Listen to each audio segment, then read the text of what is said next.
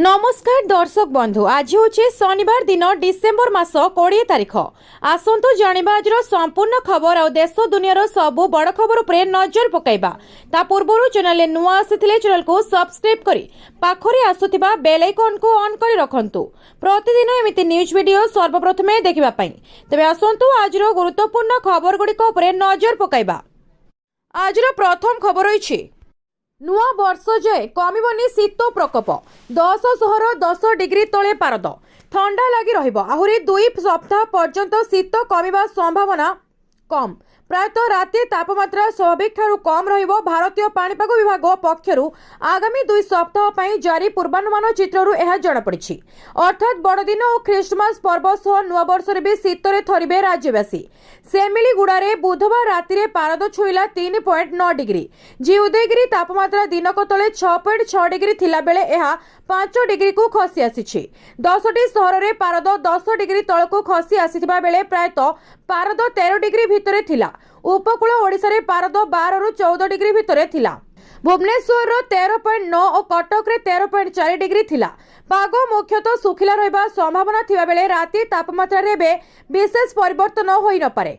20 तारिख सकाळ पर्यंत सुंदरगढ़, झारसुगुड़ा, कलाहांडी, कंधमाल एवं संबलपुर रे कुहुड़ी संभावना रहिछि। कंधमाल और संबलपुर स्थाने स्थाने घन कुहुड़ी होई पारे। कटक रे 21 तारिख राति तापमात्रा 12 डिग्री रही पारे। 22 रु भुवनेश्वर तापमात्रा 12 डिग्री रु सेल्सियस रहिबा संभावना रहिछि। परवर्ती खबर अछि एही कार्डधारीଙ୍କ ପାଇଁ बड़ खबर। प्रति मासरे मिलिबो 1500 टंका। 2 लाख बीमा भी उपलब्ध। एबे ही करंतु आवेदन। ई श्रम कार्ड देशर असंगठित क्षेत्र रे श्रमिक मानकु एकत्र जोड़िबा पई ई श्रम पोर्टाल आरंभ होईछि। एही योजना अधीन सरकार श्रमिक मानकु आर्थिक सहायता जोगाई देउछंती। आर्थिक सहायता सीधासलख श्रमिकों अकाउंट को सरकार पठाती। यह सहित बीमा मध्य दिया जाए। ई श्रम कार्ड योजनार लाभ उठाइबाकु हेले आपणको प्रथमे पोर्टाल ले पंजीकरण करबाकू पड़िबो। श्रमिकों व्यतीत साधारण नागरिक, छात्र एवं गरीब परिवार मध्य ई श्रम योजना अधीन रे पंजीकृत होई परिबे। एही योजना गुड़िक मध्यरु अनेक सेही भारतीयों पई जो माने आर्थिक दृष्टि दुर्बल किंबा गरीब श्रेणीर बा प्रतिदिन श्रमिक भावे कार्य करी परिवार प्रतिपोषण करिथांती।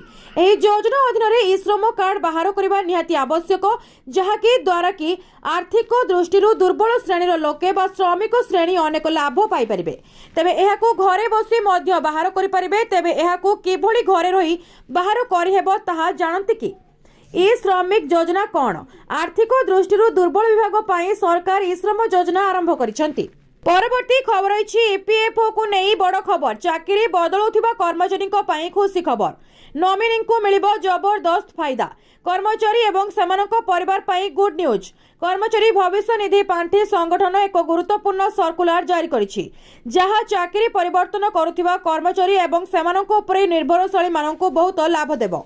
एही नूतन निष्पत्ति रे आउ वीकेंड एवं सरकारी छुट्टी जोगु सेवारे विरत विचार कराजिबो नाही, जहा मृत्यु दाबी सहित जड़ित विवाद को बहुल भाव दूर कर पारिबो। बंद हेबनी सेवा। ईपीएफओ स्पष्ट करिछि जे जदि जने कर्मचारी गोटे कंपनी छाड़ी अन्य एक कंपनी रे जोग दियंती एवं सही समय शनिवार, रविवार किंबा अन्य कोनोसे छुट्टी पड़ी थाए, तेबे एहाकू चाकरी रे विरति बोली विवेचना कराजिबो नाही। पूर्वरु देखा जाइतिले जे दुईटी चाकरी मध्यरे वीकेंड पड़िले कर्मचारी सेवा विरति बोली विवेचना करा जाउथिला, जहा फल रे सेमानक परिवार बीमा एवं पेंशन लाभरु वंचित होउथिले।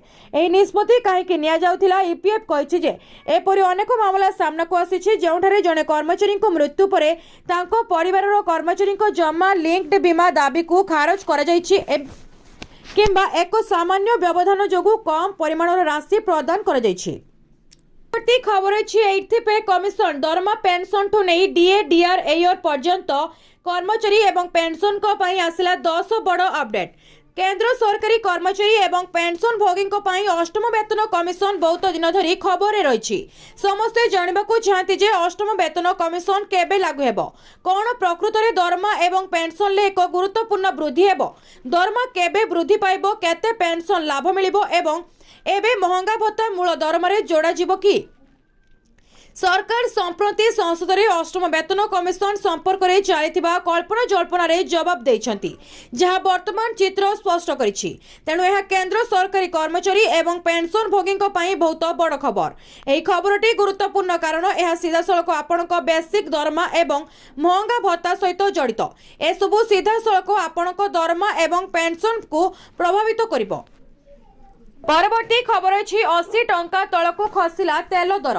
लोकंको खुशी कहिले नसरे। जानतु ओडिसा रे केते कमिला। देशरे जारी हैला नुआ पेट्रोल डीजेल दर। देशर पेट्रोलियम कंपनी गुड़िक डिसेम्बर 19 रे नूतन पेट्रोल एवं डीजेल दर जारी करिसेंती। आज प्रकाशित दर अनुसार देशर अनेक सहर रे ईंधन मूल्य परिवर्तन होईछि। उत्तर प्रदेश रो अनेक सहर रे पेट्रोल एवं डीजेल मूल्य वृद्धि पाइथिबा बेले दक्षिण भारतीय राज्य गुड़िक ईंधन मूल्य ह्रास पाइछि। तेणु आसंतु जानिबा देशर सहर गुड़िक आज ईंधन मूल्य केते रहिछि। एही सहर गुड़िक ईंधन महंगा हैला। शुक्रवार अनेक सहर पेट्रोल एवं डीजेल मूल्य वृद्धि पाइछि। दिल्ली संलग्न गुरुग्राम रे पेट्रोल 8 पैसा महंगा होइथिबा बेले पेट्रोल लिटर 95.65 टंका प्रति लिटर होइछि। जेतेबेले डीजेल मूल्य 7 पैसा वृद्धि पाई 88.10 प्रति लिटर। पूरे पेट्रोल 68 पैसा वृद्धि पाई प्रति लिटर 105.40 रे पहुंची। जेतेबेले डीजेल 61 पैसा वृद्धि पाई प्रति लिटर 90.82 रे पहुंची। लखनऊ रे पेट्रोल 5 पैसा वृद्धि पाई प्रति लिटर 94 टंका 73 पैसा पहुंची एवं डीजेल 6 पैसा वृद्धि पाई प्रति लिटर 87.86 रे पहुंची। परवर्ती खबर अछि नुआ वर्ष रु कमिबो गैस दर। सरकार को बड़ उपहार। जानतु केते टंका कमिबो। आगामी वर्ष आपणको पई किछि भलो खबर नै कि आसुछि।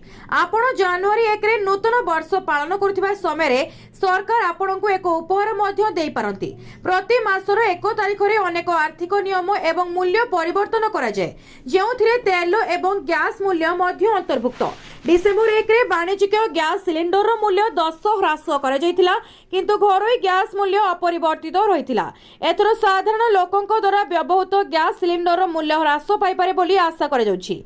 9 मार्च 2024 ठारू घरे व्यवहृत गैस सिलिंडर मूल्य रे कोनोसी परिवर्तन करा जाय नाही, किंतु 2024 1 जनवरी रे सरकार घरोई सिलिंडर रो मूल्य रे उपभोक्ता को किछि रिहाती देई पारंती बोली चर्चा जोर धरिछि।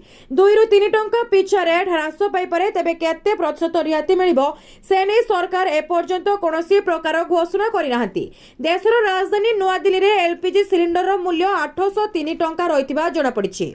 परवर्ती खबर अछि रेल यात्रींको पई खुशी खबर। एणिके वेटिंग टिकेट बिना करि परिबे यात्रा।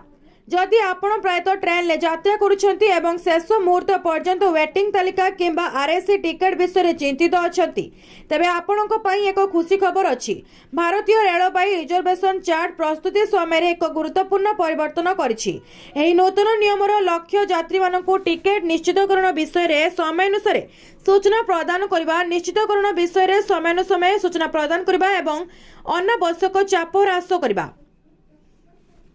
रेल मंत्रालय कहिछि जे दूर दूरांतर यात्रा करथिबा यात्री माने विशेष असुविधार सम्मुखीन हुअंती। अनेक दूर दूरांत अंचल यात्रा करंती जे एवं शेष मुहूर्त पर्यंत सेमानकर टिकेट निश्चित होइछंती कि नाही ताहा जानि नाहंती। एही समस्यार समाधान पई रेलबाई पूर्वरु प्रथम संरक्षण चार्ट प्रस्तुत करबाको निष्पत्ति नेछि। परवर्ती खबर अछि प्रथम द्वितीय टंका पाइबे काहेकि कटिला 7,66,000 को सुभद्रा तृतीय किस्ती।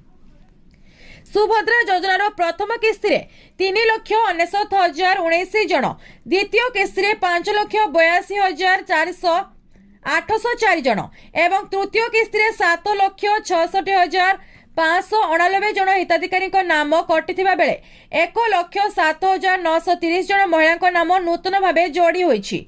सुभद्रा पोर्टल रे जीवित महिला को मृत बोली दर्शाइथिबा घटनार तर्जमा करा जाउछि। सेहीपरि 1,83,758 जन महिला प्रथम किस्ती परे द्वितीय किस्ती बेलकु आउ टंका पाई नाहंती बोली उपमुख्यमंत्री प्रभाती परिडा कहिसंती। विधायक चक्रमणि कहर शनिवार विधानसभा रे पचरिथिबा एक प्रश्नर उत्तर रे उपमुख्यमंत्री आहुरी कहिसंती 95,853 जन महिला को एका बेले 3टी किस्तीर टंका दिया जाइछि। सुभद्रा निर्देशावली अनुसार आर्थिक वर्ष 2024 रु 25 धार्य जुलाई 2024 सुधा महिला बयस 21 वर्ष किंबा ताठारु अधिक एवं 60 वर्षरु कम हेबा आवश्यक। आवेदनकारीଙ୍କ जन्म तारीख 2 जुलाई 1964 ठारू 1 जुलाई 2004 पर्यंत हेबा उचित। 2024 रु 25 पई जदि जणे महिला 1 जुलाई 2024 पर 21 वर्ष बयस अतिक्रम करिवे तेबे योजना अवधि अवशिष्ट वर्ष गुड़िक पई तांकु वार्षिक 10,000 टंका मिलिबो। सेहिपरि जो महिला 1 जुलाई 2024 पर 60 वर्ष पूर्ण करिवे तांकु योजना अवधि अवशिष्ट वर्ष गुड़िक पई एही सहायता दिया जिवो नाही।